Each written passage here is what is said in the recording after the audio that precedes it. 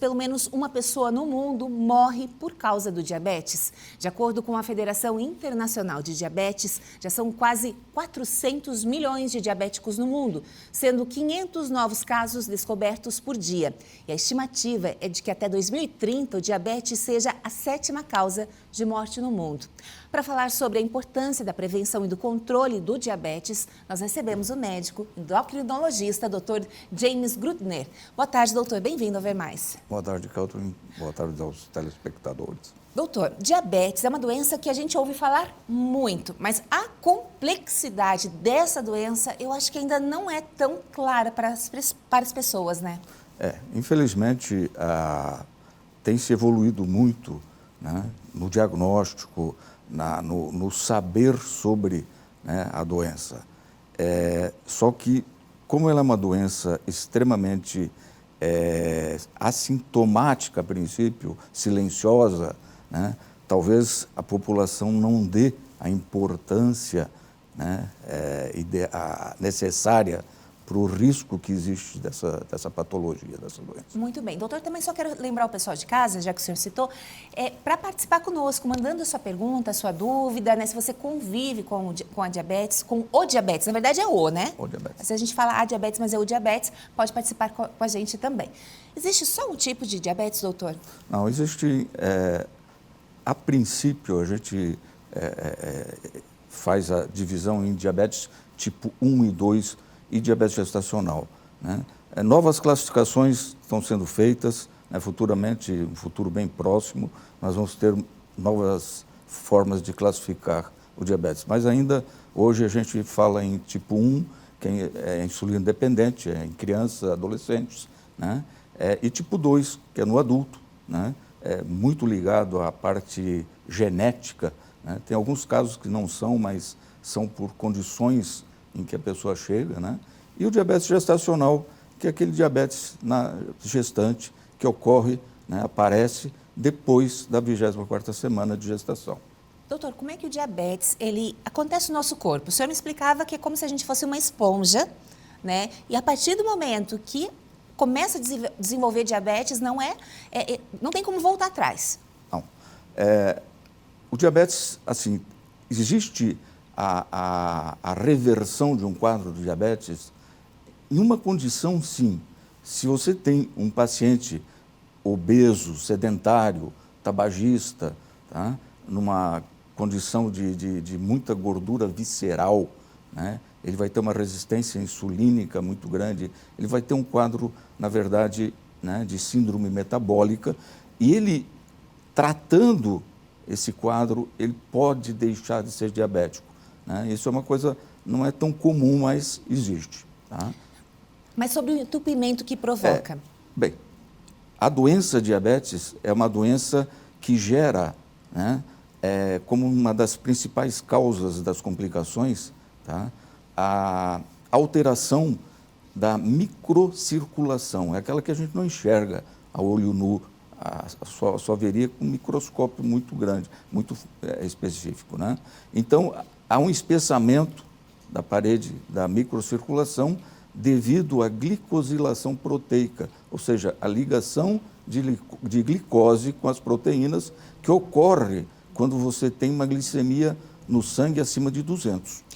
Bem, assim, para tentar ilustrar, é como se fosse um canudinho e esse canudinho ficasse comprometido em volta, criasse uma barreirazinha ali em torno dele, só que quando entra água, aquilo não sai mais, está grudado na parede. Essa microcirculação, para ter ideia, as células brancas e vermelhas do sangue, elas passam em fila indiana, né? Imagina, se espessa a parede, a luz, né, o diâmetro desse microvaso, ele diminui, portanto não vai mais passar a circulação. Esse vaso, ele é ladeado por células. E todas essas células vão o quê? Vão morrer. Por quê? Não tem mais sangue, não tem mais nutrição. Perfeito. Doutor, já chegou uma participação, vou pedir para a nossa produção colocar aqui na tela. Olha, a Sabrina Lemes, sou pré-diabética e faço uso do Glifage XR 750 mg, com recomendação médica. Mas, particularmente, parece que não faz diferença nenhuma. Gostaria de saber se essa medicação realmente pode me ajudar e gostaria de dicas de prevenção além do remédio. Ótima participação, muito obrigada, Sabrina. Ó, Sabrina, o Glifage é uma medicação, né, que o nome é metformina, é uma medicação extremamente importante, é antiga, mas extremamente importante, né? Ainda no Congresso recente de Endocrinologia de Diabetes brasileiro, né, foi explanado sobre efeitos da metformina que não se conheciam. Então, ao contrário do que se ouve às vezes aí, que a metformina pode dar câncer e tal, isso é fake news, né? Metformina é um bom medicamento para diabetes, né? O pré-diabetes, a grande importância, se você ainda não é diabética, seria dieta, primeiramente, atividade física, muito importante, 150 minutos de atividade semanal é o mínimo que se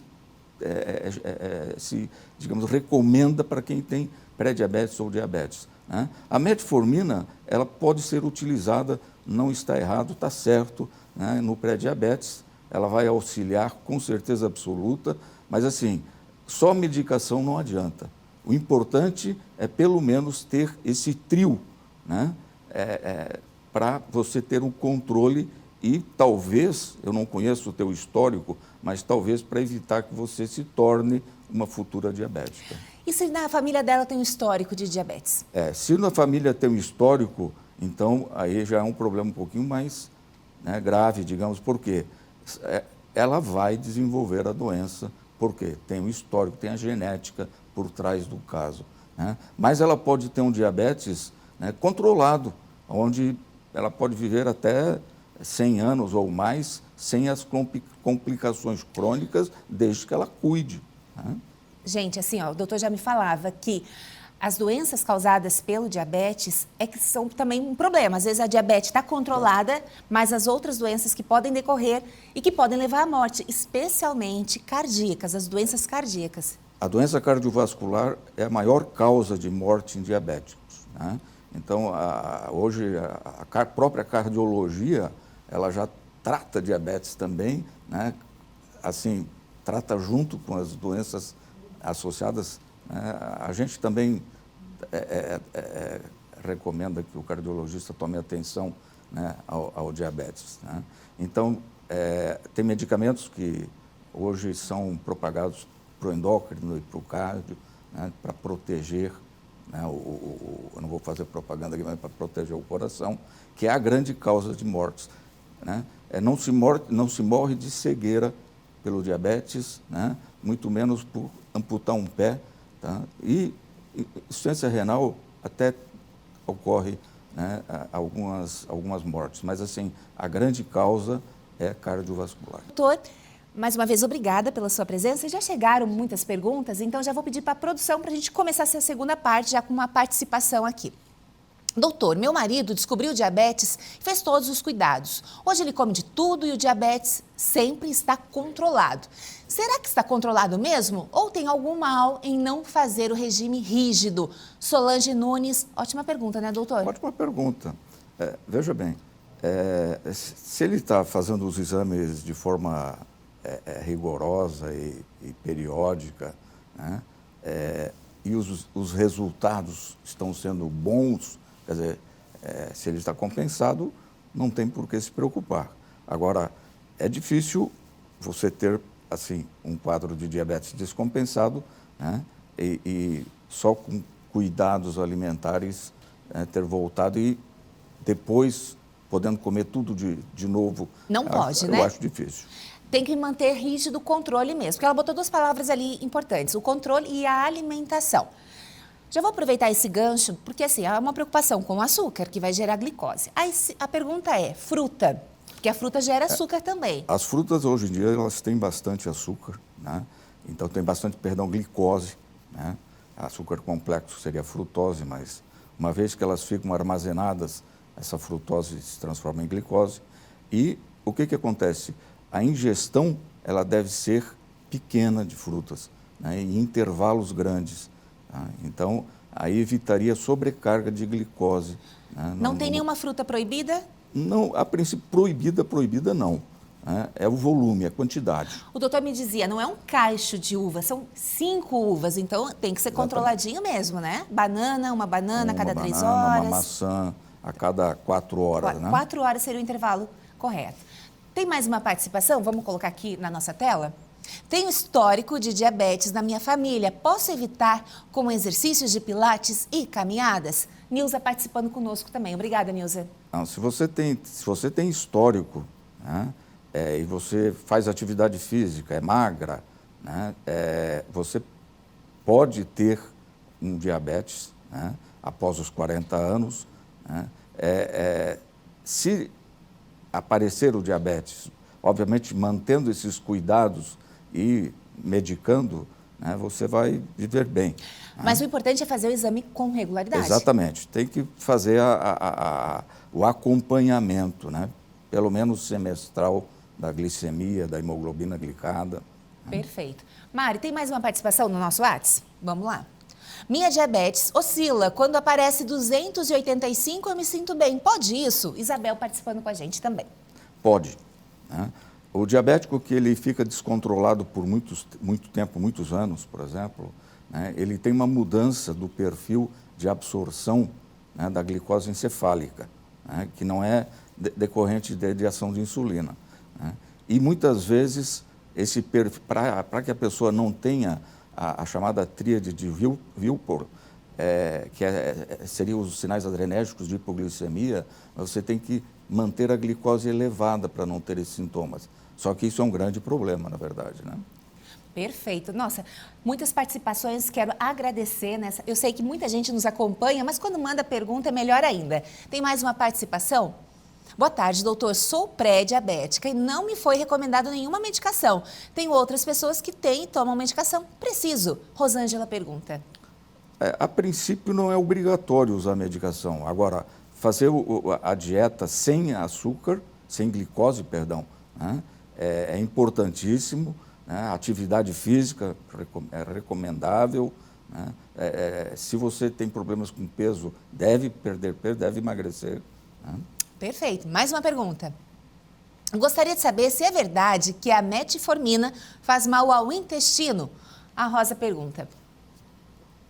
O que tem de novidade, né, que não se sabia antigamente, né, sobre metformina, é que a metformina, ela carrega as células do intestino delgado, principalmente, tá? Carrega com glicose. Né? Então, mas isso não faz mal. Né? Isso é o efeito da metformina, sempre foi.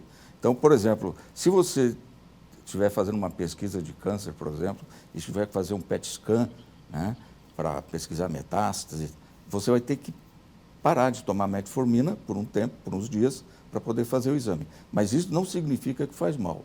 Existe, sim, as pessoas que não se adaptam à metformina, né, que têm efeitos adversos. Então, mas isso não significa que faz mal. Né? Perfeito. Doutor, procede a informação de que após a pandemia aumentou o número de diabéticos? Houve um aumento, a gente não tem números ainda esse aumento, né, mas sabe-se que aumentou porque o Covid ele é um causador de processo inflamatório, né, muito grande, e isso obviamente piora o controle de glicêmico, e também o uso de corticosteroides para o tratamento de Covid. Corticoides. Exatamente. Isso gerou uma descompensação de muitas pessoas que tinham um diabetes, mas um diabetes leve, ainda compensado.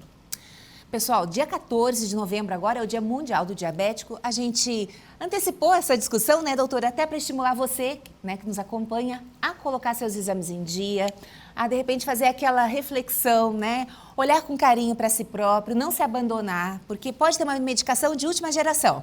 Mas se não fizer esse tripézinho que o doutor falou, né, de cuidar com a alimentação, escolher o que você vai comer, né, com muito carinho, e também praticar qualquer atividade, né, doutor? Pode ser aeróbica, uma caminhada, qualquer coisa vale? Uma atividade aeróbica. O caminhar é muito importante. É importante também ter esses 150 minutos por semana, pelo menos. Né? Perfeito. Doutor James, muito obrigada pela sua presença aqui no Ver Mais, por responder. Eu que agradeço. E a você que participou conosco também, muito obrigada pelas suas perguntas.